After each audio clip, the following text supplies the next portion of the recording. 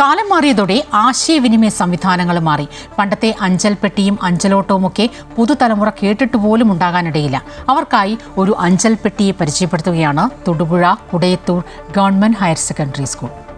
സന്ദേശവാഹകൻ, ദൈവദൂതൻ ഇങ്ങനെയൊക്കെ അർത്ഥം വരുന്ന ആഞ്ചലസ് എന്ന ഗ്രീക്ക് പദത്തിൽ നിന്നാണ് അഞ്ചൽ എന്ന വാക്കുണ്ടായതത്രേ.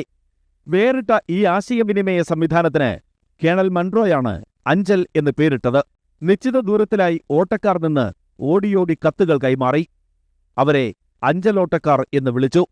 പൊതു തപാൽ സംവിധാനം നിലവിൽ വന്നതോടെ അഞ്ചൽ പെട്ടികൾ അപ്രത്യക്ഷമായി. Thodupuzha Kudayathoor government higher secondary സ്കൂളിന്റെ ചവിട്ടുപടിയിൽ വിസ്മൃതിയിലാണ്ടുകിടന്ന ഈ ചരിത്രപ്പെട്ടിയെ 2006-ൽ അന്നത്തെ PTA പ്രസിഡന്റും കുട്ടികളും ചേർന്നാണ് കണ്ടെടുത്തത്. സ്കൂളിന്റെ പടിക്കെട്ടിലായി ഇത് സ്ഥാപിക്കുകയും ചെയ്തു. ആധുനിക വാർത്താവിനിമയ മാധ്യമങ്ങളുടെ കാലമാണെങ്കിലും ഇത് എന്തുകൊണ്ടും എന്താണെന്ന് അറിയാനുള്ള ഒരു ആകാംക്ഷ ഇവിടുത്തെ കുട്ടികളിൽ ഉണ്ടാക്കുന്നുണ്ട്. അപ്പോൾ നമുക്കും ഇത് വലിയൊരു ആകാംക്ഷയുടെ ഭാഗമായിട്ടാണ് വന്നിരിക്കുന്നത്. നമ്മൾ സാധാരണ തപാൽ പെട്ടികളൊക്കെ നമ്മൾ കണ്ടിട്ടുണ്ടെങ്കിലും ഇത്രയും വലിയ ഒരു വെയിറ്റുള്ള ഒരു തപാൽ പെട്ടി നമ്മൾ ആദ്യമായിട്ടാണ് കാണുന്നത്.